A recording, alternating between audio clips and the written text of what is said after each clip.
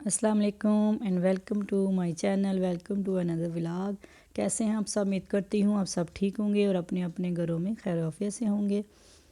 और अल्हम्दुलिल्लाह से ये जो है ना वो कल मैंने बनाए थे, बिस्किट बनाए थे, ये वाले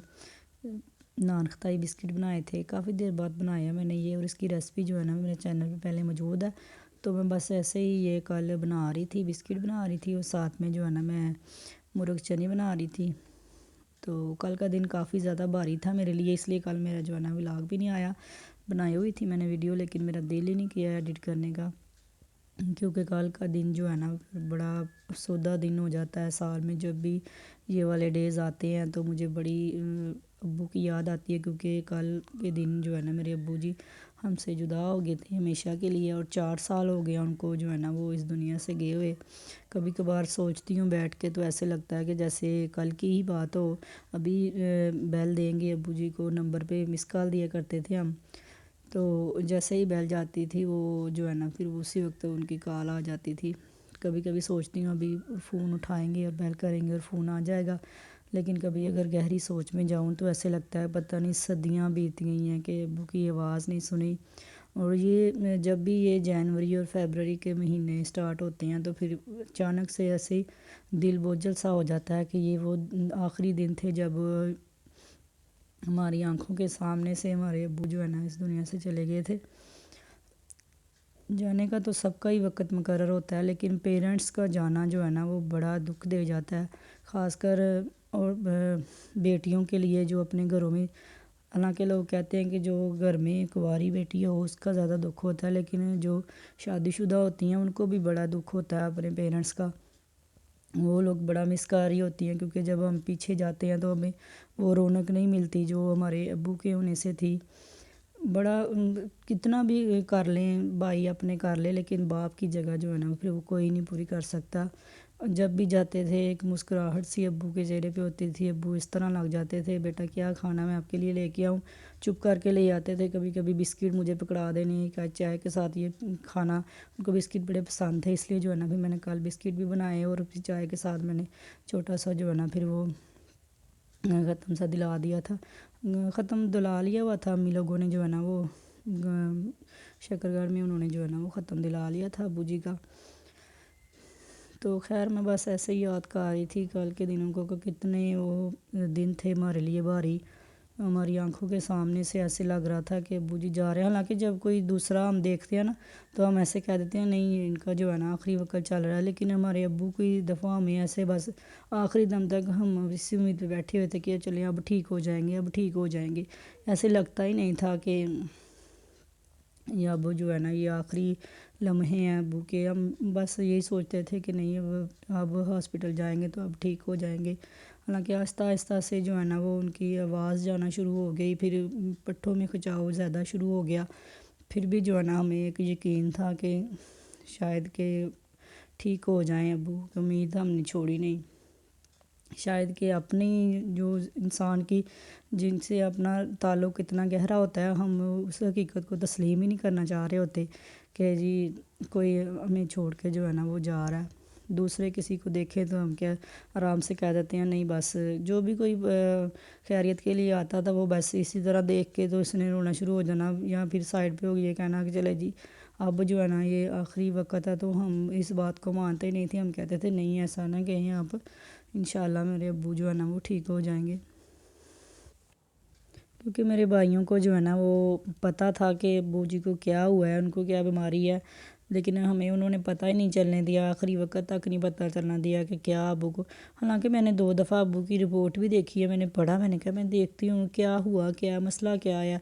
क्यों आवाज़ जो है ना फिर वो गले का उन्होंने एक दफ़ा टेस्ट लिया तो उस वजह से आवाज़ बंद होना शुरू हो गई। आखिरी वक्तों में जो है ना अब्बू जी की आवाज़ बिल्कुल भी नहीं निकलती थी, ऐसे धीमा सा इशारे से। पहले धीमे धीमे आवाज़ आहिस्ता आहिस्ता आना शुरू हुई, जैसे बंदा सरगोशी में बात कर रहा हो। फिर उसके बाद जो है ना फिर वो इशारों पे बात करने लगे। सारा कुछ हमारी नज़रों के सामने था, फिर भी जो है ना वो एक यकीन सा था कि नहीं ठीक हो जाएंगे।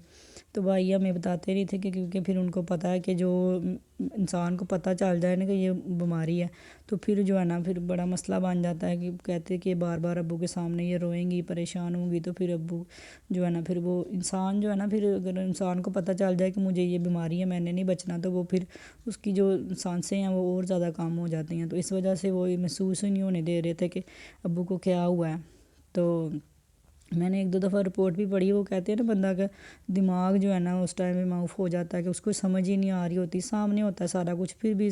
انسان ماننے کو تیار نہیں ہوتا۔ تو میں نے ایک دو دفعہ پڑھی رپورٹ، مجھے نہیں سب کچھ بھی نظر آیا، میں شاید دھیان نہیں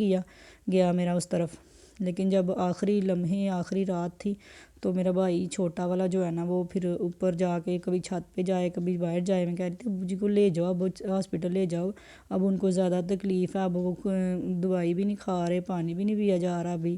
تو چلو لے جاؤ، تو لیکن وہ کہتے نہیں ٹھیک ہو جائیں گے۔ میں نے کہا یہ کیسی باتیں کر رہے ہیں، کبھی اوپر چھت پہ چلا جاتا تھا رونے، کبھی گلی میں چلا جاتا تھا، تو میں اس کے پیچھے پیچھے گئی تو میں نے دیکھا کہ اس طرح سے رو رہا ہے، پھر مجھے شک سا ہوا، میں پھر سے میں نے رپورٹ نکالی، میں نے کہا میں پڑھتی ہوں نا، یہ بتا کیوں نہیں رہا کچھ بھی۔ میں نے دھیان سے جب میں نے رپورٹ پڑھی تو میری نظروں کے سامنے سے آیا ایسے ہی لفظ کینسر کا لفظ، تو میں نے تو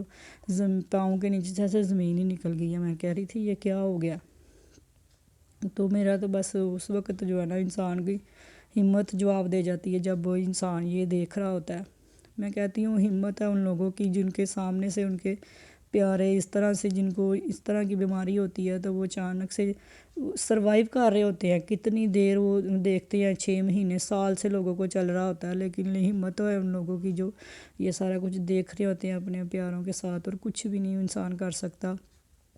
بس اللہ کی جو رضا ہوتی ہے۔ میں صرف میسیج یہ دینا چاہوں گی اس ذریعے سے کہ جن لوگوں کو بھی جو ہے نا وہ یہ والے مسئلے مسائل ہیں،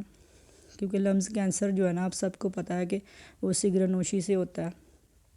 تو کائنڈلی جو ہے نا سگریٹ نوشی بند کر دیں، اگر آپ کے پیارے کوئی اس چیز کو لے رہے ہیں ان کو منع کر دیں، سختی سے منع کریں، کیونکہ اگر آپ کو ان کی زندگی تھوڑی لمبی چاہیے تو آپ کو اس سے ساری چیزوں سے بند کروانا پڑے گا، آپ کو ان کو جو ہے نا وہ منع کرنا پڑے گا۔ اللہ کے اوپر لکھا بھی ہوتا ہے سگریٹ نوشی حرام ہے، یہ جو ہے نا وہ کینسر کا سبب بنتی ہے، پھر بھی جو ہے نا انسان جو پی رہا ہوتا ہے اس کو نہیں سمجھ آ رہی ہوتی کہ میرے پیارے ہیں میرے اپنے ہیں ان کے لیے میں یہ نہ پیوں۔ تو بس اسی وجہ سے جو ہے نا ابو کے پھیپھڑوں کا مسئلہ ہوا، اس وجہ سے گلے کا مسئلہ ہوا، تو میں کہنا چاہوں گی کہ پلیز کائنڈلی جو ہے نا سگریٹ نوشی کو ترک کریں، اپنے پیاروں سے اور اپنی جانوں سے پیار کریں۔ جب بھی میں کسی کو دیکھتی ہوں نا کہ سگریٹ نوشی کر رہا ہے، اگر وہ بڑی عمر کا بندہ ہو کوئی، تو پھر مجھے ایسے یاد آ رہی ہوتی ہے، مجھے ایسا لگتا ہے میرے ابو جی سامنے کھڑے ہیں تو اس کا انجام جو ہے نا پھر سے وہی والا ہوگا۔ پہلے تو ہمیں پتہ ہی نہیں تھا کہ یہ ساری چیزیں کیا ہوتی ہیں، لیکن جب خود پہ انسان پہ بیتتی ہے نا پھر انسان کو سارا کچھ سمجھ آ جاتا ہے۔ تو اس کے بعد سے میرے کور جو ہے نا وہ عزیز جو ہے نا اسی وجہ سے اس دنیا سے گئے۔ یہ جو ہے نا آخری سٹیج پہ انسان کو جا کے پتہ چلتا ہے لمس کینسر کا،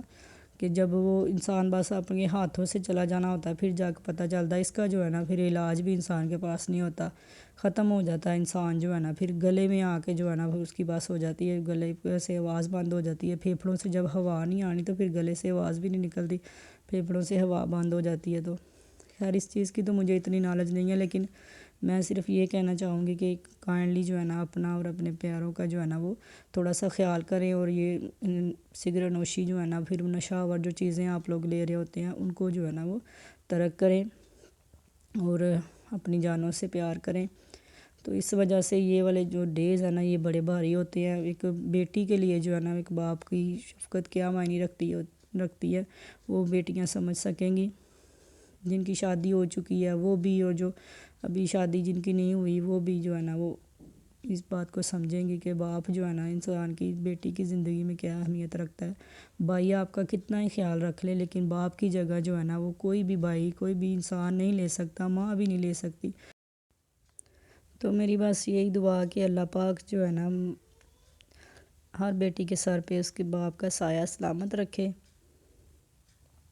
والدین کا سایہ جو ہے نا وہ بیٹیوں کے سروں پہ سلامت رہے، آمین۔